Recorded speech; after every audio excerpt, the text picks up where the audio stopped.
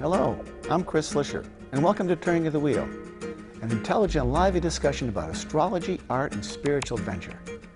Timing is everything, and as the great wheel turns, we are best prepared when we are best informed. Join me as I explore concepts that allow us to broaden our view of the world. You'll hear interesting topics, meet fascinating guests, and discover who you really are. Using the time-tested practices of astrology, you'll learn how to accept change as the great wheel of life turns. Astrology, art, and spiritual adventure on Turning of the Wheel TV with Chris Slisher.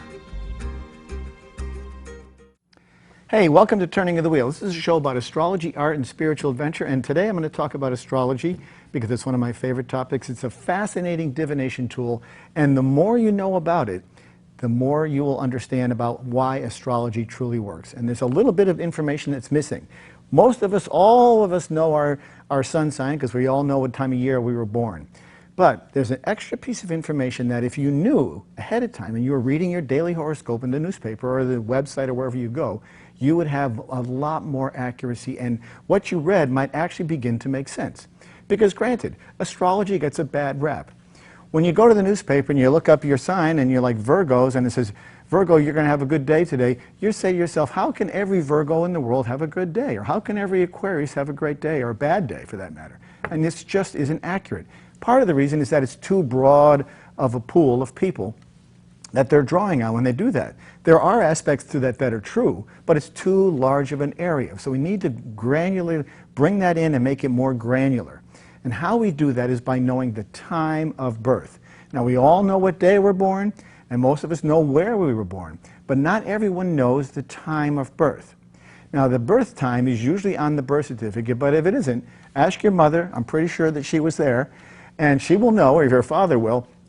Somebody in your family will know about the time that you were born. It doesn't have to be precise, but it needs to be within a 2-hour window, because the sun is on the horizon at the time that you're born, and where the sun is on that spectrum will determine the sign in which your rising sign is located. Now, the Earth is on a rotation. It turns 1 degree every 4 minutes. So in 2 hours, it's going to turn 30 degrees on the 360-degree scale, which is 30 times 12 equals 360 degrees, which is the logical area of the circle. So in that time, in 120 minutes, you're going to get a 30-degree sweep, which will be 30 degrees Virgo, 30 degrees Aries, 30 degrees Sagittarius, depending upon the time of day. When you know that sign, you will know another data point that allows you to figure out the depth and the granularity of your actual birth reading. So, let's, for example, I'm an Aries and my rising sign is Virgo. So on any day of the week, I would read, or month, or whenever you read your astrology, I would read what it means to be an Aries for that week, the prediction, and what it is for Virgo. And I would put those two together, and I would get a composite package of information where if one wasn't right, the other would be. And that's exactly how it works. When you put the two signs together, you form a composite reading that gives you the accuracy for the week. And this is invariably true. It works every time. When I go through the weekly horoscopes that I write for the local newspaper, I can see exactly what's going to be happening based on how I run the charts for the time of the week ahead. I set the time on the clocks, I look at my charts, and I can see exactly where things are going to be. Based on the planets that are in certain areas of the chart, I can tell the likelihood of the theme that's going to be happening in your life that week. And astrology is a theme-based tool. It's not a precise tool. Now, there are astrologers, and I would do the same thing sometimes. They may say, today's a good day to close on a house, or today's a good day to, try to have a baby. Today's a good day to buy a car. Today's maybe a good day to buy a lottery ticket. I can give you some of that precision, but more importantly, what you'd want to look at would be the theme. So the theme would be money, say, for example, with a lottery ticket. If you're buying a lottery ticket, you'd say, well, you know something? You're a Sagittarius. This week in December, or this week in April, or this week in March is a good time for you to go out and do something to do with money, because you've got a significant amount of planets in that area of your chart, that part of your world, that part of your individual life. So that person might come back and they read it, and a lot of my readers will look backwards at astrology because they'll say, that guy was right. You know something? This past week I did take out a loan, or this past week I got a check in the mail. I was talking to a client the other day, and she was a Leo, and she was saying, this is a good example of how people don't quite understand how this information works out. And I was saying, well, you know, Jupiter, Leos right now are going to be very fortunate because they have a lot of activity going on. And she says, when is my ship going to come in? And she was bemoaning that. But what she didn't realize is just before that, she had told me that she had just gotten tax relief from her tax bill, she had gotten money to buy a new car, and she had a grandson. And I'm like, what were you expecting? Were you expecting a pot of gold to fall out of the sky? She had an amazing amount of good luck. Now, if I said to you, you know, Taurus, expect to get money this week, and this is just for, you know, example. Taurus, you expect to get money this week, and you come to me the week after, you say, Chris, I didn't get the you know, the big cha-ching you were talking about. And I say, well, let's go back and look at what happened. Did you get anything that was unusual this week? Well, I don't know. My grandfather sent me a check for $200 from my, you know, to help me out with my college expenses. And I said, there you go. That's the money. And I think the problem is that people expect to get really big, you know, big results from what the astrology is talking about. That is not always the case. You have to be able to understand that there are magnitudes associated with the types of qualities and characteristics and events that happen in your life. Now, the reason I mention that is because if that person knew, the person I was talking about who had those 3 great things happen to them, if they knew their rising sign or their ascendant in their chart, they would be able to put the 2 together and they'd be able to say, huh, that makes sense. It was talking about, you know, something happening in my family, which would have been the arrival of the son, the birth, the child, the grandson. And then there was this thing about money from outside sources. Well, that outside sources is taxes, it's large organizational money. Outside money can be anything from insurance claims to winning the lottery to, you know, it can also be the opposite. It could be an overdue tax bill. So the point I'm trying to make here is that if the theme of money is what we're talking about, the theme. We're not saying on Wednesday you're going to get a $5,000 check. You're going to get something in that time. That's what the theme's about. Now, when you know the rising sign, and the rising sign, as I said, is on the horizon at the time that you were born. Where was the sun? What sign was the sun in on the horizon when you were born? Okay? Now that changes so the sun goes through all 12 signs throughout the course of the day. Okay? Because in that 2-hour window, we have the Earth moving 1 degree every 4 minutes. So every 4 minutes, the Earth moves 1 degree on the 360-degree cycle. So by the time the day is over, that Earth has turned the whole cycle, and it's spent 2 hours in each sign. When you know that sign, that can be as accurate as the sun sign. In many cases, it can be even more accurate. Now let me explain. As we age, okay, now supposing you're born in Aries, as you age, and your rising sign is Aquarius, let's say. As you age, you are going to become more like the Aquarius person, outwardly to the world who see you, people who view you, than you are the actual Aries person. That's not to say that you're not going to be that individual person always. Foundationally, you'll always be your sun sign. But what happens is that you become, as a result of having this other sign in your chart, you take on those characteristics and you actually project that to the world. So people begin to see you as that. And the reason this is important is especially when it comes to matchmaking. Who doesn't love matchmaking? Most people who come to me to speak about astrology are here for 2 reasons. One, for when am I going to fall in love, and when am I going to get the money? Those are the 2 big things that people always want to know about astrology. Relationships and career, same thing. Relationships, love, money, career, same thing. So when they want to know that, one of the best ways to find a match for a person is to find out what your ascendant is, your rising sign, and that's based on the time of birth.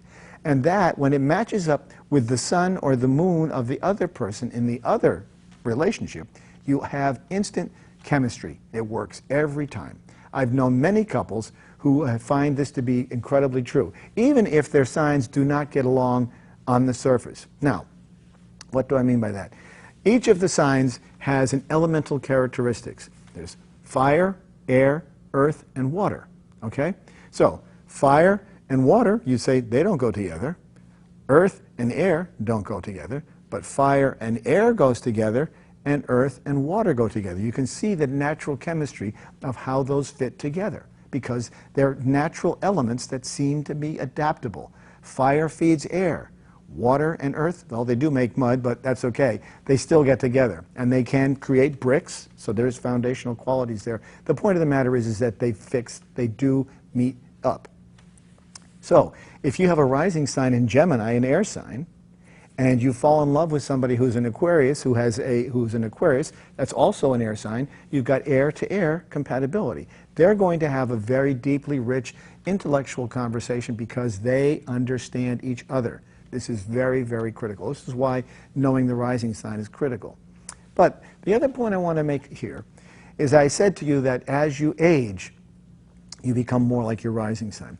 The rising sign, or the ascendant as it's known in astrology, is kind of like the clothes you wear. It's the costume you wear. It's the skin you're in. It's the mask that you wear to the world. So the world may see you as in this light, as this kind of person. So think about it. The longer that you wear that costume, the longer you wear that mask, the longer you're in that skin, metaphorically and figuratively, the more comfortable you're going to be. You're more comfortable in your skin. Most people who are older are comfortable with who they are because they've lived longer. It's only when we're young and we're trying to figure out who we are that we have a hard time determining who our personality is. But as you get older and you've tested your boundaries and you see where you're going, you begin to become a composite of characteristics that you are stable and you're secure. I remember my grandfather, he always knew what he was doing. He always, and my father as well, always knew what they were doing. My mother as well, my grandmother as well, because they had been that person for a long time. And that is what it means to grow into your skin. You become more like that person. So knowing that, as you get older, it becomes more apparent that you sort of morph into that sign. And that piece of it is different from what your birth sign is. Now, the obvious question is, what happens if you're a Leo and you have a Leo rising sign? Very good question. You're going to have double Leo. First of all, you're going to be a very powerful person. And a Leo is a person who comes in and takes charge. Think of a lion entering a room. Leo is ruled by the sun, so they're going to come in and be a very dominant figure. Think of someone like a Bill Clinton who's got a lot of charisma and sort of sweeps up people in his path.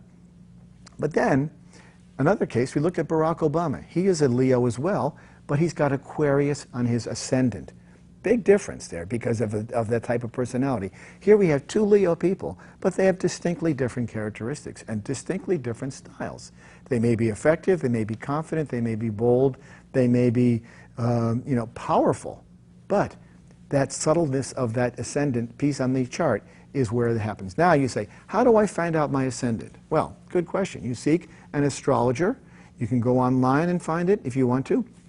There's several websites that will provide this information, and what they want from you is they want your birth time. And you're going to get your sun, and when they know your birth time, they can run a whole series of your chart and all the planets that happen at that time of birth. And the way that works is that at the moment of birth, where the planets are fall into a map, and I will show you this down the road in another segment. The planets fall into what's considered to be a map or a chart. When you can see where those maps and the planets in the chart are, then you know where your aspects are and your planets are. Now, I know this is some new language, and I'm trying to make it as easy as I possibly can for you, but the facts are there. So you contact an astrologer, they can tell you what your ascendant is. If your ascendant is the same as your sun sign, you're going to be a double dose of that sign, whether it's a Virgo or a Gemini or a Capricorn, whatever. You're going to be a double dose of that sign. But what you would do in that case is you'd try to find where the moon was when you were born. And when you know where the moon was, that serves the same purpose. It's another piece of information. So what I'm trying to say is, instead of relying on one piece of information, what the sun sign is, rely on and augment that characteristic with another data point. You know for a fact that the more empirical data you have, the more granular and precise the accuracy will be of the indication. This is true in statistics. This is true in any sort of information where you have this type of activity happening. The more information you have, the more accurate the reading will be. And as time goes on, astrology is going to become more accurate because we're going to have a larger base of data from which to draw upon. It's very, very important. Now, what I find to be fascinating about this, as I mentioned to you, is the number of people who get along. Now, I know some of my clients. I've got a client who is an Aries, and I've got a client, and he's married to a Cancer. So that's, Aries is a fire sign, Cancer is a water sign, okay? Interesting. So you figure fire and water, that's just not going to work. And it doesn't, typically, on the surface. You look at those two, you'd say, you're in for a tough row. But they've been married for 35 years. They get along famously. Now, why do you think that is? I'll tell you why. In his chart, the man, who's the Aries, who's the Cancer, he has an Aries ascendant in his chart. A rising sign is Aries, so that he projects that Aries energy outward, okay? The wife, who's married to him, is an Aries sun. That Aries ascendant, or the rising sign, perfectly matches up with his, and it doesn't cause conflict. But they speak the same language. There's a certain rapport. There's a real natural understanding, a chemistry that is natural. And you can tell this with your friends and your family. There's some people you just get along with better. There's no question about it. And you wonder why. If you knew why, and if you looked at the astrology at the time, you'd be able to see it's there. It's so clear. And this is what fascinates me about astrology. It really is about the precision. And the precision can only come from a true astrology reading. This is where it really comes down to. And it doesn't matter where you get that, but it's available. When you know your birthplace, your birth time, and your birth date, you'll have an amazing amount of accuracy. Most people just figure, I'm a Gemini, I know what I am, and they told me I was going to, do well at work this week. Well, I had a good week. And so therefore, it gets discounted very quickly.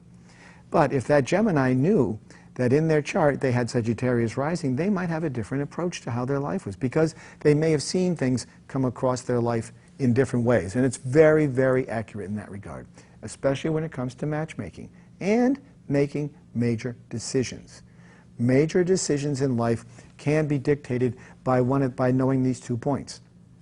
When you know 2 data points, things become that much better. Matter of fact, the statistic is if you know these 2 pieces of your astrology chart, and I can tell you them if you contact me, if you know these 2 pieces of your astrology chart, you'll have 80 to 85% accuracy in the astrology reading. So, or the astrology for the day, or the astrology for the year, or the astrology for the month. So when I go and I look at astrology, wherever I look, and I know astrology, I look at my own charts all the time, I can tell exactly what's going to be happening. And it absolutely works every time.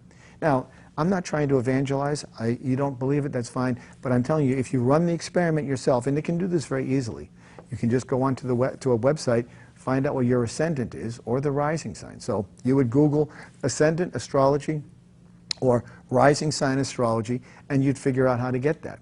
It's based on the time. Now, some people don't know what time they were born. This happens in sometimes overseas. People from Africa don't have their actual time, or some foreign countries. People sometimes from Russia don't have their actual time. It depends upon the hospital. But oftentimes in the United States, people do go to town halls, or they go to the hospitals, or again, go to the source, your mother or your father. They will definitely know because they were there. And when they can tell you, even if they say, I think it was 4 o'clock in the afternoon, even with that, you can still get closer to the actual information. It's that precision that is vital when it comes to the rising sign and understanding astrology. That opens up a wealth of information that you did not have before. And that is part of the reason why astrology has not been taken seriously. Any astrologer will tell you that when you know more information, you can hone in very clearly. I do readings for people all the time. And when I know the actual aspects and the details of their chart with precision, I can get into details that are very, very precise. Now, why did I become an astrologer? I was about 20 years old, and I was working in this place, and a woman had just started that day at my job, and I happened to have lunch with her because she was new and I wanted to meet her, and she seemed interesting. So I started talking to her, and we got on the subject, and she said, out of the blue, she said, do you know your birth date and your birth time? And I said, well, of course I know my birth date. She said, but do you know your birth time? And actually I did, because I had my birth certificate. on my birth certificate, I could see the time that I was born. Well, I gave it to her, right? And this was a long, long time ago, back in the 70s. I gave it to her, and about 2 days later, she came back in with 5 or 6 pages of handwritten analysis of who I was, and I was totally dumbstruck because this person knew me better than anybody had ever known me in my life to that point in time, even perhaps better than I did. It showed me characteristics, it showed my assets, it showed my weaknesses, it showed my strengths, it showed my liabilities. All of those were clearly evident in what I was given in the chart. And as a result of knowing that, that's when I first got hooked on astrology. It became an enormous wealth of information about me. And then when you get into predictive astrology, which I'll talk about some other time, you can see how the granularity and the validity of what's happening in the astrology chart becomes incredibly informational, incredibly accurate. And when you know that, you can make decisions accordingly. Now, we all have free will, obviously, but if you have free will, you have to know when to act on it. If you have information ahead of time, you can act accordingly. As I always say, as the great wheel turns, we are best informed, we are best prepared actually when we are best informed. As the great wheel turns, we are best prepared when we are best informed. So if you know that you're going to be looking for a home refinance perhaps, or you know that you want to decide about starting a relationship with somebody, or you know that your career is not quite where you want it to be, and a skilled astrologer can help you with the timing, because there are significant events in the timing that happen. Now, I host a weekly radio show called Turning of the Wheel, and I have people who call in from around the world who are listening via the web. And I've never met them before. I've never seen them before, and they give me their birth date, place, and time, and I can tell them exactly what's going on, okay? Now, this one woman had called me up a while ago, and she said to me, I said, well, you know, you've got it fantastic, you know, this is you're in a very good situation. I didn't give her any details. I said, but actually I said, you've got great aspects for a career. I said, are you out doing anything about your career? And she said, well, no, I'm just kind of sitting around the house, you know, waiting to see what happens. And I said, that is the problem. You can't sit around the house and wait. If you know that you have a good climate for getting a job, you need to be out with your resume. You need to get a new wardrobe. You need to get your hair done. You need to get out there and make yourself known so that people understand that you are hireable at that moment in time. UPS is not going to drive up to your house with an envelope and say, here's a job for you. It doesn't happen like that. But when you're forewarned and you know that the opportunity is good, and this is what's called the occupation sector of your chart. There's a piece of your chart that is dedicated just for occupation. And occupation is tied to another part of the chart which has to do with daily work. And that piece of the chart is tied to a piece that has to do with money. So they all three connect. When you know what's happening in those three parts of the astrology map of the individual, you can act accordingly. You can be proactive. And that's where the free will piece comes in. Free will is the ability to take empirical data based on where you are in your life at that time, come and roll it into a situation where you are able to act with precision. And I have done this all my life, and I've been incredibly fortunate in meeting right people at the right time, filing for refinancing, filing for loans, student loans, medical procedures, all sorts of information is there. And it's incredibly useful for people who are in a state of flux or in a state where they're not sure. There's an awful lot of this happening. People are unsure, especially given the current economy. We have a lot of flux. There's a lot of uncertainty. A lot of people are working longer hours in ways that they never used to in the past. And this is a very difficult situation to deal with because it's not the same as it used to be. It's not the same as it used to be. Things at one point in time, you could go and you could get a job and you could predict and you could do whatever you wanted. Now it's much different. Now, oftentimes people have 3 jobs instead of just 1. So knowing this type of information is incredibly valuable because it gives you the ability to act. When you act at the right time, the odds of success are phenomenally rich. They are pungent and rich. And what I mean by that is that the precision is there. It is accurate beyond a doubt. I've made many career decisions in my life. I've made many relationship decisions in my life based on astrology. Some good and some bad. But the reason I say that is that even the bad decisions proved out via the astrology. They proved out because I knew that extra piece. So I want to review this quickly because we're running out of time. The ascendant is a point in your chart which adds a whole new dimension to the depth of who you are as an individual. You may find that you have a person in your life who you get along with very well, and yet they're not, their elements don't match up as you think they would. And you're like, well, they're a water sign, I'm a fire sign, we don't get along. Or an air sign and a water sign just don't get along. But if that person with the air sign has an air sign in their chart as well that matches up with yours, the ascendant, you're going to get instant chemistry. This is why it's important to know the ascendant.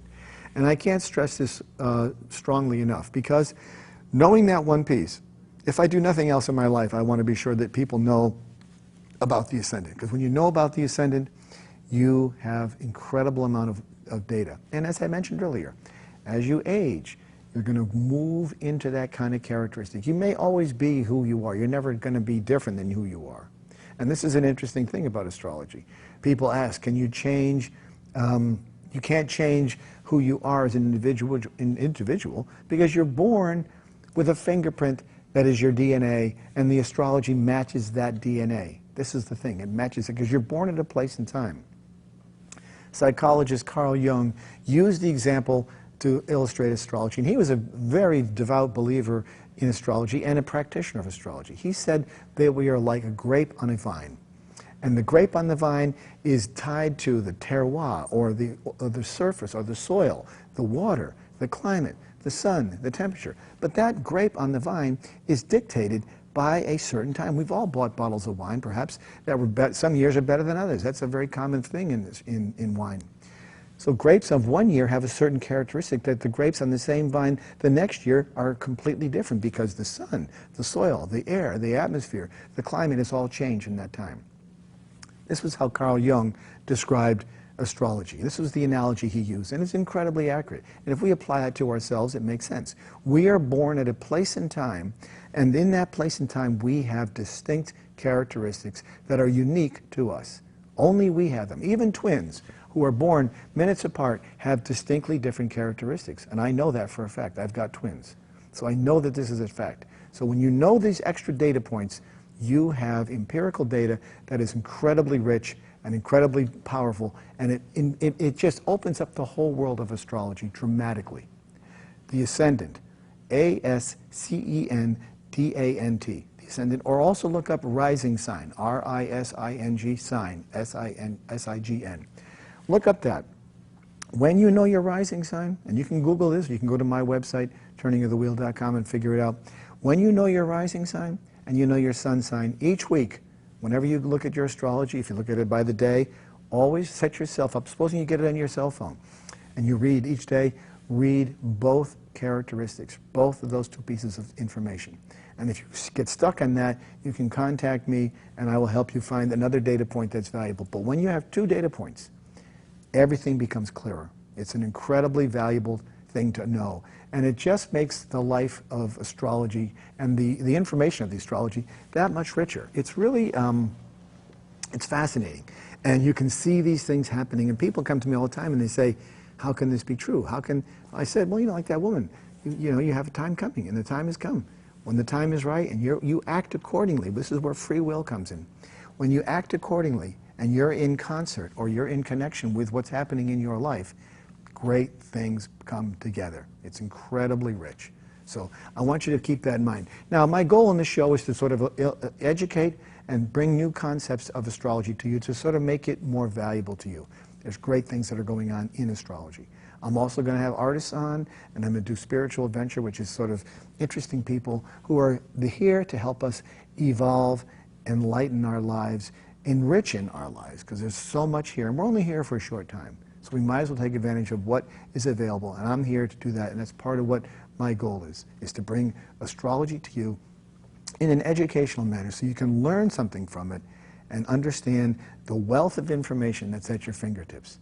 And as I said earlier, as the great wheel turns, we are best prepared when we are best informed.